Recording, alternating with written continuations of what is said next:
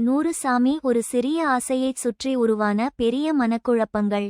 ஒரு தாய் சாதாரணமாக பேசிக் கொண்டிருக்கும்போது, எனக்கும் இன்னொரு திருமணம் செய்து கொள்ளலாம்னு தோணுது என்று சொல்கிறாள். ஆனால் அந்த ஒரு வாக்கியம் அவளது 2 மகன்களுக்கும் ஏதோ மன்னிக்க முடியாத குற்றத்தை ஒப்புக்கொண்டது போலத் தோன்றுகிறது. அந்தச் சிறிய ஆசையை ஏற்றுக்கொள்ள முடியாமல் தொடங்கும் பயணம்தான் நட்சத்திரக்குறி நூறுசாமி. பிச்சைக்காரன் படத்திற்கு பிறகு கிட்டத்தட்ட 10 ஆண்டுகள் கழித்து விஜய் ஆண்டனியுடன் மீண்டும் இணைந்துள்ள இயக்குனர் சசி, கதையின் மையத்தில் செல்வி ஸ்வாசிகா என்ற தாயை நிறுத்துகிறார். தனியாக 2 மகன்களை வளர்த்து ஆளாக்கிய பிறகு, அவர்கள் தங்களுக்கென வாழ்க்கையை அமைத்துக் கொண்ட நிலையில், தனது வாழ்க்கையையும் மீண்டும் தொடங்க வேண்டும் என்ற எண்ணம் அவருக்குள் எழுகிறது.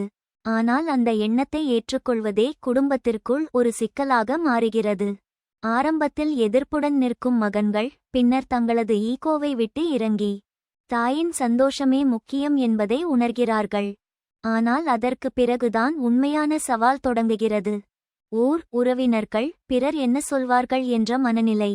அதில் தேவையில்லாமல் தீ மூட்டிக் கொண்டிருக்கும் பச்சை பெருமாள், பாலாஜி சக்திவேல் போன்றவர்கள்.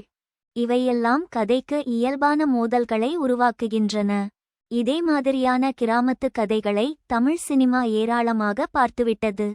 ஆனால் சசி வழக்கமான மெலோடிராமாவையோ அதிகப்படியான உணர்ச்சி காட்சிகளையோ தேர்வு செய்யவில்லை. கதையில் கோபமும் வாக்குவாதங்களும் இருக்கின்றன, ஆனால் அவை எங்கும் செயற்கையாக மாறுவதில்லை. யூடியூப் சேனலை நடத்தும் ஒரு குடும்பத்தைச் சுற்றி வரும் துணை கதையும் முதலில் பார்த்தால் சாதாரண காமெடி ட்ராக்காக தோன்றினாலும் பின்னர் கதையின் முக்கியமான திருப்பத்திற்கு உதவுகிறது. சற்று வித்தியாசமாக இருந்தாலும் அது வேலை செய்கிறது. இந்த படத்தின் மிகப்பெரிய பலம் ஸ்வாசிகா. மனக்கசப்பு, கோபம், ஏமாற்றம் என பல உணர்வுகளை மிகவும் இயல்பாக வெளிப்படுத்துகிறார். இறுதிப்பகுதியில் வரும் விஜய் ஆண்டனி, கரும்புத் தோட்டத்தில் வேலை செய்யும் ஏழுமலை என்ற கதாபாத்திரமாக மிக அமைதியான நடிப்பை வழங்கியிருக்கிறார். வழக்கத்தை விட முகபாவனைகளில் கூடுதல் உயிரோட்டம் தெரிகிறது. அஜய் திஷன் மற்றும் பாலாஜி சக்திவேலும் தங்களது கதாபாத்திரங்களுக்கு நியாயம் செய்திருக்கிறார்கள்.